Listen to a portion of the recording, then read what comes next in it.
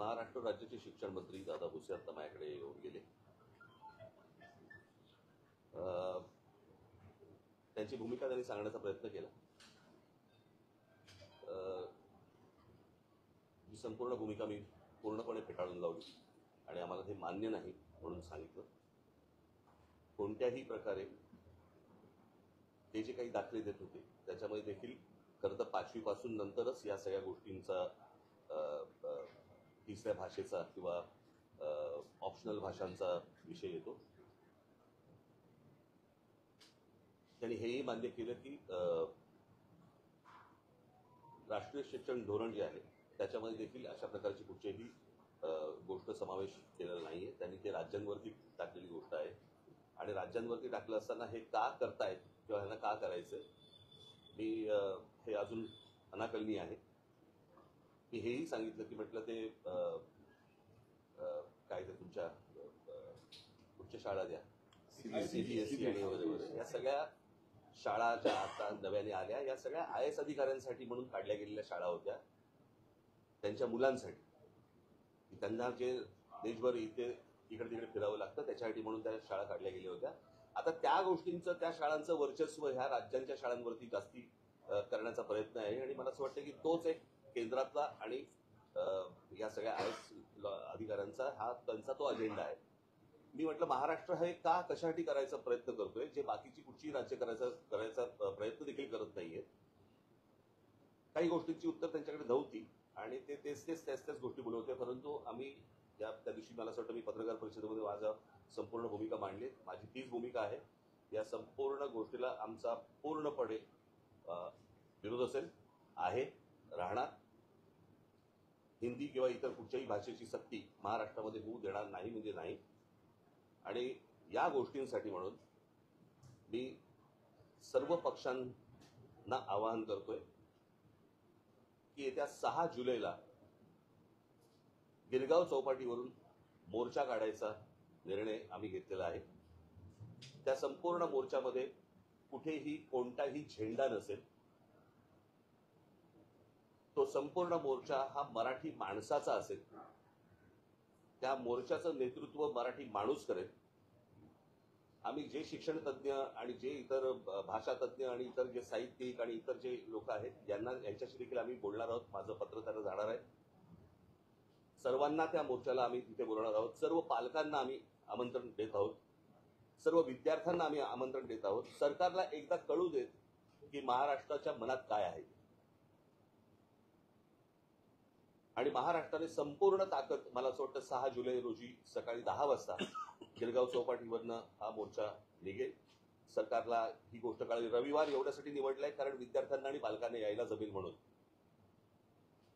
आणि त्याच्यासाठी म्हणून रविवार हा निवडलेला आहे. बाकीच्या राजकीय पक्षांशी देखील मी चर्चा करणार आहे. त्यांच्याशीही मी बोलणार आहे आणि सर्वांनी मला असं वाटतं महाराष्ट्रातल्या प्रत्येकाने याच्यामध्ये सामील व्हावं. कारण हा जो कट आहे त्याला कटच म्हणेन मी. महाराष्ट्राचं मराठीपण हे घालवण्याचा जो कट आहे हा उद्ध्वस्त करण्यासाठी मला असं वाटतं तमाम इथे कोणताही झेंडा नसेल. फक्त मराठी हा एक अजेंडा असेल आणि त्या अजेंड्यासाठी म्हणून सर्वांनी महाराष्ट्रातल्या तमाम मराठी बांधवांनी या मोर्चामध्ये सामील व्हावं आणि सरकारला दाखवावं सांगावं. आज मोठे साहित्यिक आपले एलकुंचवार यांनी देखील विरोध दर्शवला. सर्वजण विरोध दर्शवत आहेत आणि अशा वेळेला मला हेही बघायचंय की कोण कोण त्या मोर्चामध्ये सामील होत आहेत. इतर राजकीय पक्षांच्या व्यतिरिक्त इतर कोण कोण सामील होत आहेत आणि कोण येणार नाहीत हेही मला बघायचं. म्हणजे नुसते तोंड देखले बाकीचे नुसते बोलत असतात. मला असं वाटतं ही अत्यंत महत्वाची लढाई आहे. महाराष्ट्राच्या दृष्टिकोनातनं मराठी माणसाच्या दृष्टिकोनातनं ही खूप महत्वाची लढाई आहे आणि या लढाईमध्ये संपूर्ण महाराष्ट्राने उतरावं असं मी महाराष्ट्राला आवाहन करीन. 6 तारखेला सकाळी 10 वाजता गिरगाव चौपाटीवरून हा मोर्चा निघेल. बाकीच्या सगळ्या राजकीय पक्षांशी माझी चर्चा होईल. उद्धव ठाकरेंनी देखील एक पत्रकार परिषद घेतली. त्यांची देखील भूमिका स्पष्ट आहे की या मुद्द्याला त्यांचा विरोध आहे. आपण सर्व पक्षांना सर्व मराठीजनांना आवाहन करतात. स्वाभाविक त्यांचा एक पक्ष आहे. तुम्ही त्याबद्दल काय सांगाल? त्यांनाही आवाहन कराल का? कारण एकत्र महाराष्ट्रातले राजकीय पक्ष म्हटलं आल्यानंतर ते पण आलेच ना. त्यांच्याशीही बोलणार. त्यांच्याही लोकांशी बोलणार. आमची माणसं त्यांच्याशी लोकांशी बोलणार. तुम्हाला आठवत असेल की ज्याच्यावरती इतके दिवस जे तुमचं जे चालू होतं ना सगळं, ते माझं वाक्य आपण लक्षात घ्या, कुठच्याही वादा आणि भांडणापेक्षा महाराष्ट्र मोठा आहे. हे तुम्हाला वाक्य तुम्हाला 6 तारखेला कळेल. आता सोडायला त्यांनी 9 तारखेला जो मोर्चा होणार आहे त्या मोर्चाला त्यांनी पाठिंबा दर्शवलेला आहे. मला असं वाटतं आम्ही बोलू ना त्या विषयावरती बोलू. रविवार एवढ्यासाठी आहे सगळ्यांना येणं सोपं जातं आणि सरकारला महाराष्ट्राची ताकदही दिसायला सोपी जाते. ही सहज काही 6 तारीखाचीच काही गंमत म्हणून निवडली नाहीये. रविवार आहे, शाळा बंद असतात, विद्यार्थ्यांना यायला शक्य होतं, पालकांना यायला शक्य होतं, इतर सगळ्यांनाच येणं शक्य होतं आणि म्हणून तो रविवार निवडलेला. दोन साहेब, वेगवेगळे या मोर्चे स्वरूप काय काढण्याच्याऐवजी एकच मोर्चा असावा याकरता काही प्रयत्न. मला असं वाटतं आपण तेच बोलतोय. साहेब, स्वरूप काय असणार आहे? कारण यापूर्वी सुद्धा तुम्ही आझाद मैदानपर्यंत एक मोर्चा पायी काढलेला होता. गिरगाव पासून आपण कसा हा मोर्चा निघणार आहे, कुठे जाणार आहे? मंत्रालय असेल, आझाद मैदान आझाद मैदान. तुम्ही एक वाक्य आता बोललात की जे येणार आहेत तेही मला बघायचं आहे, जे येणार नाहीयेत त्यांनाही मला बघायचं आहे. त्याचा थोडासा तुम्ही कुणाला इशारा देऊन पाहताय, काय सांगण्याचं तात्पर्य आहे? नाही, अनेक लोक ज्यावेळेला इतर तुमच्या माध्यमातून मराठी या विषयावरती बोलत असतात, कळलं का, पण ऐन मोक्याच्या वेळेला येत नाही अशी लोक मला बघायचे आहेत ना. पण त्याच्यामध्ये अनेक कलावंत पण असतील. सर, कलावंतांचा मुद्दा आहे म्हणून माध्यमातील, सोशल माध्यमातील किंवा जनमानसामध्ये काही कलाकार व्यक्त होतात आहे, काही साहित्यिक व्यक्त होतात आहे, पण ज्या पद्धतीने महाराष्ट्रात या सगळ्या मुद्द्यावरती कलाकार साहित्यिक व्यक्त व्हायला होतील. मला असं वाटतं माझं बोलणं झाल्यावरती होतील. त्यातील आषाढी एकादशी पण आहे, काही विशेष विठ्ठलाला साकडं घालू, सरकारला सुबुद्धी देऊ. साहेब, दादा भुसेंनी आता बाहेर सांगितलं की नॅशनल ग्रीड फ्रेमवर्क जे आहे त्या गुणवत्तेसाठी आम्ही हा निर्णय आणून पाहतो हे सांगितलं. त्याच्यावरती मी त्यांना सांगितलं की त्याच्यामध्ये स्विमिंग पण येतं, त्याच्यामध्ये सायकलिंग पण येतं, त्याच्यामध्ये इतर पण गोष्टी येतात. भाषा सोडून तुम्ही कुठची गोष्ट आणायचा प्रयत्न करा, आमचा पाठिंबा असेल. जर त्या वयामध्ये मुलं जर समजा स्विमिंग शिकली किंवा इतर ऍक्टिव्हिटीज जर समजा ते शिकले तर चांगली गोष्ट नाही का? भाषेचं बंधन का आणताय? ह्याच्या मागे लॉजिक काय? समजा पहिलीच्या मुलांना जर समजा तुम्ही सामूहिकरित्या जर समजा स्विमिंग शिकवलं तर चांगली गोष्ट आहे ना. तुमच्या काय ते रेटिंग प्रमाणे तुम्हाला काय करायचंय ते इतर गोष्टी शिकवा. म्हणजे आता जे गोष्ट सांगताय ती त्यांच्या GR मध्ये आहे का? त्याच्यामध्ये फक्त भाषा आहे.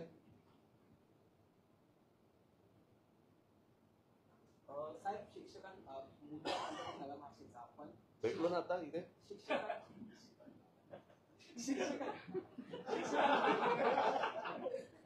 भाषेचा मुद्दा आहे, पण शिक्षकांचा तुटवडा नेहमी जाणवतो आणि आता ते पण त्यांना सांगितलं. निवडणुकीत शिक्षकांना ते पण त्यांना मी सांगितलं. आता सांगतायत ते की 10,000 शिक्षक आम्ही भरती करणार आहोत. पगार द्यायला पैसे आहेत का?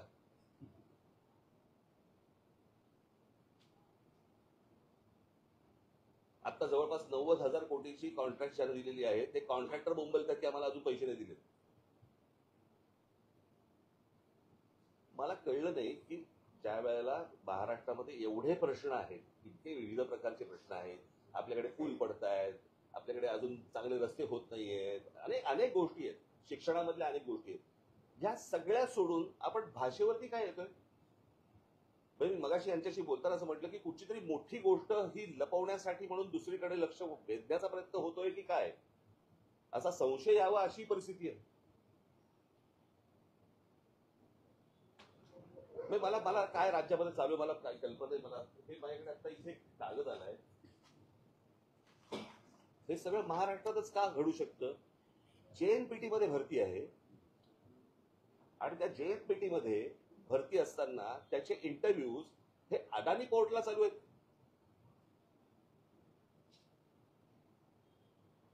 तर काय चालू आहे महाराष्ट्रामध्ये मला समजलं नाही. म्हणजे तुम्ही भाषेवरती सगळ्या गोष्टी आणताय, तुम्ही इकडच्या ज्या काही आस्थापना आहेत त्याच्यामध्ये तुम्ही त्या सगळ्या गोष्टी देण्याचा प्रयत्न करता, जमिनी जातायत, तुमच्या भाषा घालवण्याचा प्रयत्न करताय. काय काय म्हणजे काय चालू आहे महाराष्ट्रात?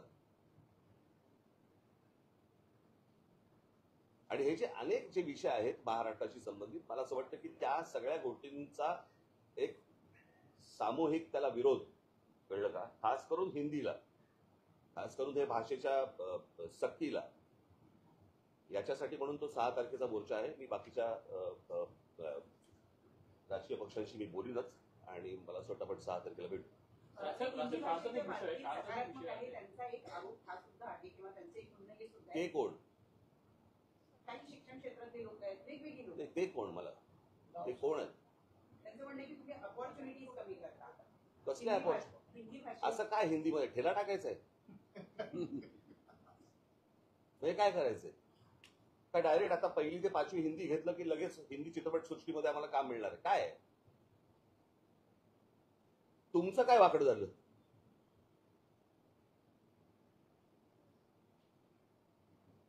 पाचवी नंतर हिंदी आणि संस्कृत हे ऑप्शनल भाषा होत्या ना. याच्यात आजपर्यंत सगळ्या शिक्षण पद्धती सगळेच जण त्याच्यातच तयार झाले ना. मग अनेक लोक डॉक्टर झाले, इंजिनियर झाले, शिक्षक झाले वेगवेगळ्या क्षेत्रामध्ये. महाराष्ट्र मोठा आहे, पहिल्यापासून मोठा आहे, या शिक्षण पद्धतीमध्ये मोठा आहे ना हो. मग असा काय साक्षात्कार झाला बाकीच्यांना की ज्याच्यात तुम्ही महाराष्ट्रावरती ही गोष्ट आणताय? 5वी नंतर हिंदी घेऊन मला असं वाटतं हिंदी घेऊन म्हणण्यापेक्षा हिंदी ऑप्शनल असताना हिंदी संस्कृतमध्ये शिकून दादा भोसे झाले का शिक्षण मंत्री? मग विचारलं होतं त्यात काय क्रेडिट रेटिंग मध्ये दादा भोसे स्विमिंग येतं का म्हणून? ठीक आहे. नांदेड वाशिम वाशिम हिंगोली अनेक ठिकाणी लोकशाही मराठीने सर्व्हे केलेला आहे, रियालिटी चेक केलेली आहे, अनेक शाळांची दुर्दशा झालेली आहे, अनेक ठिकाणी शाळांची पडझड झालेली आहे, शिक्षक नाहीये. एवढा गप्पा का बसलो होतो? तुला काय वाटलं आपण गप्पावर बसलोय आता? झालं माझं सांगतो.